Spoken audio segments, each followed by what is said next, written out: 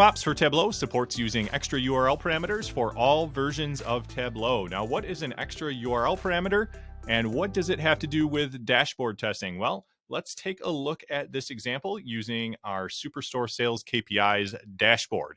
So I've got a dashboard here that I have set up some tests on in Wiiisdom. So you can see for my Tableau Viz URL, I have selected this dashboard that we're looking at. If I go back to the dashboard, let's take a look at how we can actually use some extra URL parameters to filter it. So we have a filter segment here where if I select one of these values under segment, let's select consumer as an example, you can see that my dashboard will filter on the segment consumer only. Now I'm going to show you how we can use the URL to actually control the filter applied to this dashboard. So I'm going to enter question mark and then segment equals consumer, hit enter. Now what you're going to see is the dashboard loading with the consumer value pre-selected in the segment filter.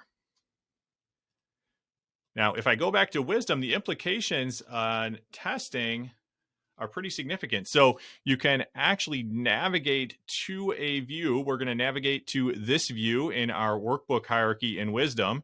So I'm going to go right back to the view that I had been doing my tests on previously. And what you're going to see here is you can actually enter in an extra URL parameter right here in Wiiisdom. I'm going to say segment equals consumer, hit OK. And now the tests that I were running on that dashboard, these same tests can be run on the dashboard with that extra URL parameter applied, or in other words, with the dashboard pre-filtered to segment equals consumer.